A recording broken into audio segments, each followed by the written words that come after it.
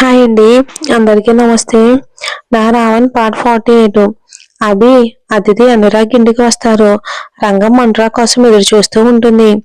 అనురాగ్ రాగానే ఎత్తుకుని వెళ్ళిపోతూ ఉంటే అనురాగ్ అతిథి దుప్పటిని వదలకుండా గట్టిగా పట్టుకుని ఉంటాడు. అభి అనురాగ్ చేతిలో నుంచి అతిథి దుప్పటి విడిపించి రంగమ్మకి ఇచ్చేస్తాడు. అతిథి అనురాగ్ ని చూస్తూ డల్గా తన రూమ్ లోకి వెళ్ళి, నేను అనురాగ్ని నాకు అలవాటు చేయమని అడిగానా? బాగా అలవాటు చేసి ఇప్పుడు దూరం చేయాలని చూస్తున్నారు రాక్షసుడు అని కోపంగా తిట్టుకుంటూ డోర్ లాక్ చేసుకుంటుంది. అభి, దీనికేం పొగరేం తక్కువ లేదు. అనురాగ్ కోసమైనా సరే నేను తన రూమ్ కి వెళ్ళి పిలుస్తానని డోర్ లాక్ చేసుకుని మరీ లోపలుంది. నేనెందుకు పిలుస్తా? నా బిడ్డని నేను సముదాయించుకోలేనా అని అనుకుంటూ రూమ్ లోకి వెళ్తాడు. అభి రూమ్ మొత్తం నీట్ గా సర్దిపెట్టి ఉంటుంది. ఫ్లవర్స్ ఫ్రెష్ గా స్మెల్ వస్తూ రూమ్ లో హాయిగా ఫ్రెష్ గా ఉంటుంది.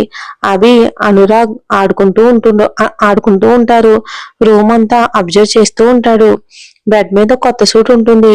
అభి, రే ఎక్కడున్నావురా, బయటికి రండి అని అనగానే గుణ, విష్ణు షోకేస్ పక్క నుంచి బయటకు వచ్చి క్లాప్స్ కొడతారు. విష్ణు, రే ఎలా కనిపెట్టావురా నువ్వు, సూపర్ హే అని నవ్వుతాడు. అభి, మీరు కాకపోతే ఇంకెవరు ఇలాంటి పనులు చేస్తారు? నా ఇంట్లోకి నా రూమ్ లోకి వచ్చే ధైర్యం ఎవరికి ఉంటుంది అని అనగానే విష్ణు హ్యాపీ బర్త్డే అభి అని విషెస్ చెప్తాడు. అనురాగ్ నిద్రలో ఉన్నా కూడా గుణ విష్ణుని చూసేసరికి పరిగెడుతూ వస్తాడు.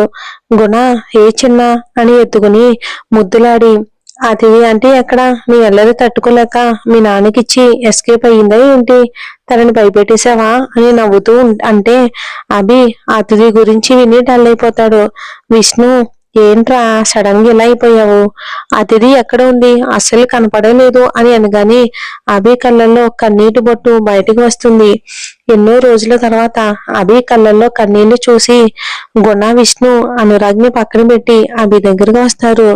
విష్ణు, అభి ఏమైందిరా, నువ్వు ఇంత ఎమోషనల్ అవుతున్నావేంటి అంటే, అభి అతిథి నాకు ప్రపోజ్ చేసింది విష్ణు అని నెమ్మదిగా చెప్పగానే గుణ, విష్ణు ఫస్ట్ షాక్ అయ్యి తర్వాత ఇద్దరు హ్యాపీగా ఫీల్ అవుతారు.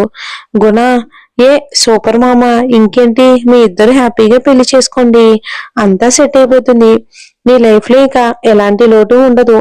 విష్ణు, అవునవి తను చాలా కేరింగ్, నేను చూస్తూనే ఉన్నాను, నిన్ను అనురాగ్ని చాలా జాగ్రత్తగా చూసుకుంటుంది అని అనగానే అవి జరిగిందేంటో మీకు క్లియర్ గా తెలుసు, అసలు అతిథి ఇంత విచిత్రంగా ఎలా బిహేవ్ చేస్తుందో నాకు అర్థం కావట్లేదు, తనకి నాకు పెళ్ళయిందని తెలుసు, మరి దీక్ష అంటే ఎంత ప్రేమో తెలుసు, అంతా తెలిసి తనని పెళ్లి చేసుకుంటానని ఎలా అనుకుంటుంది అంటాడు అభి బాధగా. గుణ, ఏంటవి జోక్ చేస్తున్నావా, తనతో నువ్వు చివరి వరకు ప్రయాణం చేయడానికిగా తీసుకొచ్చావు, మరి ఇంకేంటి అనిపించింది, ఏదో మా కోసం ఎక్కువగా అనిపిస్తుందని కూలైపోయి కరిగిపోయి తనతో ఫ్రెండ్లీగా ఉన్నాన్రా, అయితే నచ్చేస్తానా ఏంటి, ముందంతా నన్ను చూస్తే భయపడే దాక్కునేది, మరి ఇలా అని కోప్పడగానే విష్ణు కూల్ గా ఆలోచించరా, అభి ఎంతో కష్టపడి ఇంత దూరం తీసుకొచ్చావు, అలా వదిలేస్తావా, కొంత దూరం జంటగా ప్రయాణం చేశాక ఒంటరి ప్రయాణం చేయలేం మామా అని అంటాడు. గుణ, అభి మీ మధ్యలో ఏదో కన్ఫ్యూజన్ ఖచ్చితంగా ఉంది, ముందు దాన్ని క్లియర్ చేసుకో, అప్పుడే నువ్వేం చేయాలో నీకు అర్థమవుతుంది. అభి, కన్ఫ్యూజన్ ఏమీ లేదు గుణ, నా టార్గెట్ చాలా క్లియర్ గా ఉంది, నా లైఫ్ లో నాకు వైఫే వద్దు, త్వరలోనే అతిథిని ఇక్కడి నుంచి తనే వెళ్ళిపోయేలా చేస్తాను అని చెప్పగానే విష్ణు, రే పాపం రాతిది కూర్చుని మాట్లాడుకుంటే బాగుంటుందేమో అంటాడు. అభి విష్ణు వైపు కోపంగా చూస్తాడు. గుణ, నువ్వు అలా కోపంగా చూడటం, మేము సైలెంట్ అయిపోవడం మామూలే, రే ముందు నీ బర్త్డే సెలబ్రేట్ చేసుకుందాం రారా అంటాడు. అభి, నా బర్త్డే సెలబ్రేషన్ ఏంట్రా అని అనగానే గుణ, విష్ణు ఇద్దరు అభిని తీసుకుని టెర్రస్ మీదకి రూమ్ లోకి వెళ్తూ ఉంటారు. విష్ణు, రే చెప్పడం మర్చిపోయాను, అమ్మ నీ కోసం కొత్త డ్రెస్ పంపించింది, బెడ్ మీద పెట్టాను, ఉదయాన్నే గుడికి వెళ్ళమని కూడా చెప్పింది. అభి, సరేలేరా, చాలా పెద్ద రూమ్ లో చిన్న టెంట్ సెటప్ చేసి బెలూన్స్, బ్రైట్ లైట్స్, క్యాండిల్స్ తో డెకరేట్ చేసి ఉంటుంది. అభి రూమ్ చూడగానే ఇంప్రెస్ అవ్వకుండా ఉండలేకపోతాడు, ఎందుకంటే అంత బాగుంది. అభి నైస్ డెకరేషన్ గుణ, ఎవరితో చేయించావు? అయినా ఇంట్లోకి ఎవరూ రాలేదుగా. అనురాగ్ చూస్తే చాలా సర్ప్రైజ్ అవుతాడు అని హ్యాపీగా చెప్తాడు. గుణ, నీళ్ళెవరే డెకరేషన్ చేసింది అభి? ఎంతో బాగుంది కదా, ఇంప్రెసివ్ అని నవ్వుతూ ఉంటే, అభి ఎవర్రా నాలెవరో ఈడియట్స్ అని కోపంగా చూస్తారు. విష్ణు, నువ్వు బాగానే యాక్టింగ్ చేస్తున్నావే. నీళ్ళెవరంటే అతిథి చెల్లెమ్మ. నీ బర్త్డే అని చెప్పగానే హ్యాపీగా ఫీల్ అయ్యి నిన్ను సర్ప్రైజ్ చేయమని ఇదంతా ప్లాన్ చేసింది. అదంతా చెప్పగానే, అభి నేను సెలబ్రేషన్స్ మానేసి ఎన్నో రోజులయ్యిందో నీకు గుర్తుంది కదరా. దీక్షతో పాటే నా హ్యాపీనెస్ దూరం అయిపోయింది. ఇప్పుడు కొత్తగా ఈ పార్టీలేంటి? తనకి నా బర్త్డే అని ఎందుకు చెప్పారు? మీకు పని పాట లేదా? గుణ, ఇప్పుడు లైఫ్ మారిపోయిందిగా అభి. మన ఇంట్లో కొత్త కళ వచ్చిందిగా, అందుకే నీ బర్త్డే కూడా సూపర్ లెవెల్లో ప్లాన్ చేశామంటాడు. అభి, నాకేం పార్టీలు వద్దు. నా లైఫ్ ఎప్పటికీ ఇంతే, నాకు బాగా అర్థమైంది. ఇవాళ నుంచి ఆఫీస్కి వెళ్ళాలి, బయలుదేరండి. మన పనులన్నీ పెండింగ్ లో ఉన్నాయి అని సీరియస్ గా అనగానే గుణ, విష్ణు అభి వైపు కోపంగా చూస్తూ ఉంటారు. అభి, రే ఏంట్రా అలా చూస్తున్నారు, కొడతారా అంటే, విష్ణు నేను నిజంగా కొట్టాలనే ఉందిరా, బాగా కొట్టాలని ఉంది. అప్పుడైనా కొంచెం నీకు బ్రెయిన్ పనిచేస్తుందేమో అని అనేసి గుణ, విష్ణు బయటికి వెళ్ళిపోతారు. అవి రూమ్ మొత్తం చూస్తూ ఉంటే దీక్షతో పాటు బర్త్డే సెలబ్రేట్ చేసుకోవటం గుర్తొస్తుంది. కళ్ళల్లో నీళ్లు తిరుగుతాయి. అవి ఎమోషనల్ అవుతూ పాత జ్ఞాపకాలన్నీ గుర్తు చేసుకుంటాడు. అతిథి గుణ విష్ణు చెప్పిన టైంకి రెడ్ కలర్ శారీలో సింపుల్ గా రెడీ అయ్యి తను డెకరేట్ చేసిన రూమ్ దగ్గరికి వస్తుంది.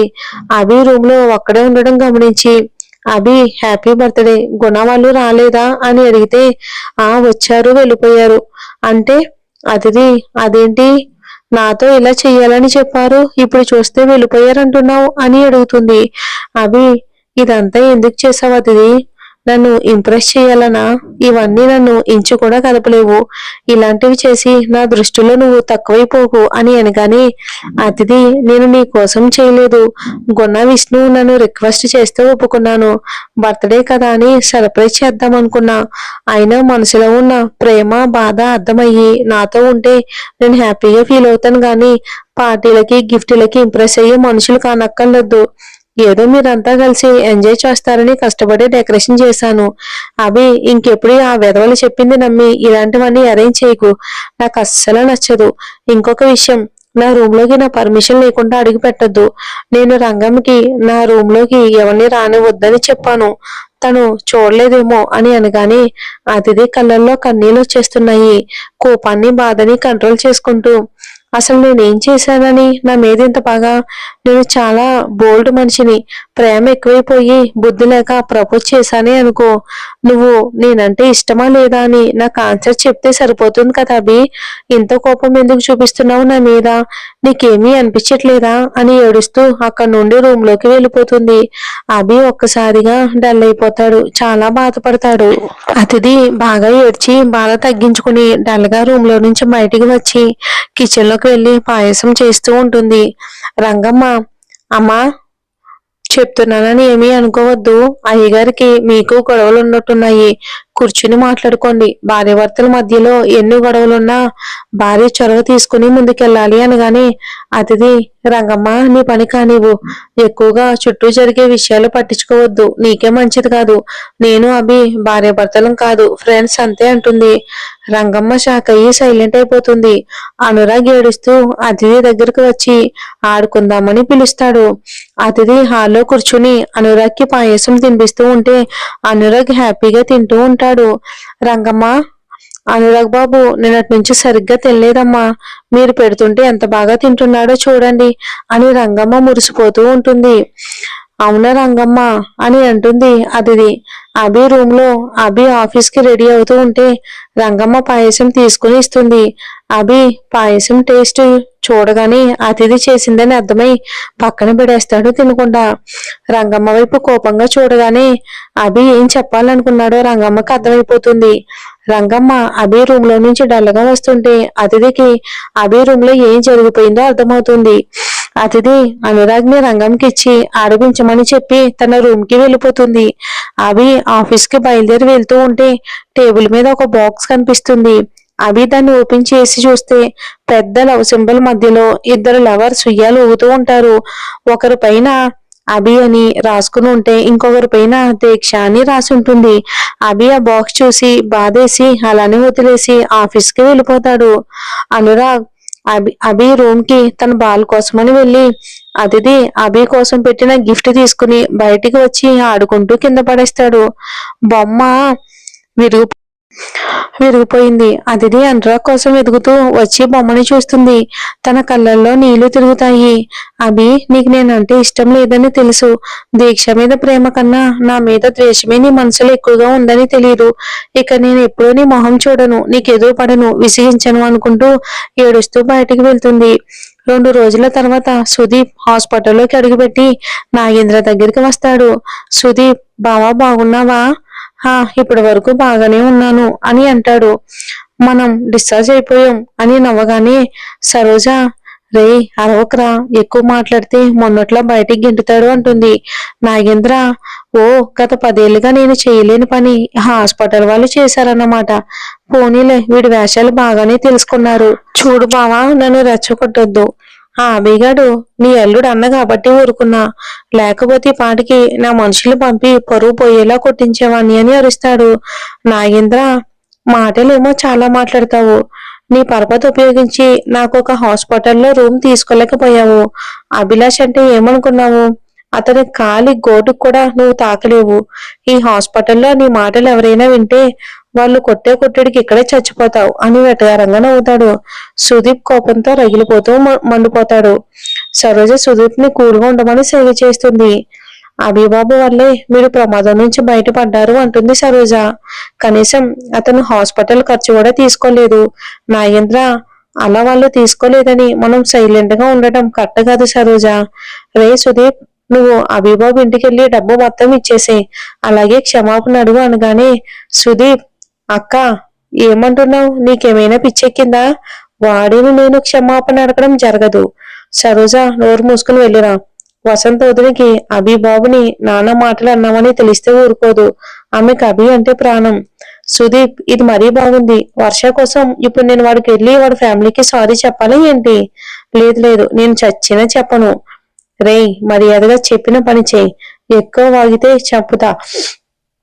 నీకు కావాల్సింది నీకు దక్కాలంటే ఇలాంటివి కొన్ని చెయ్యాలి అని కోప్పడగానే సుదీప్, ఎప్పుడు ఇలాగే చెప్పి కన్విన్స్ చేస్తావు. అది నాకు దక్కుతుందో లేదో గాని తన పేరు చెప్పి నాతో అన్ని చేయిస్తున్నావు అని కోపంగా డబ్బులు తీసుకుని బయటకు వచ్చేస్తాడు. సుదీప్, ఒసే అతిథి, ఎంత పని చేశావే, ఎన్ని తిప్పలు పెడుతున్నావే, ఇప్పటికే 2 సార్లు నాతో పెళ్లి నుంచి తప్పించుకున్నావు, దొరికితే చెప్తాట నీ పడి అని తిట్టుకుంటూ అభి ఇంటికి బయలుదేరతాడు. కోల్డ్గా ఉందండి, అందుకే కొంచెం వాయిస్ చేంజ్ అయింది. మరి ఏం జరుగుతుందో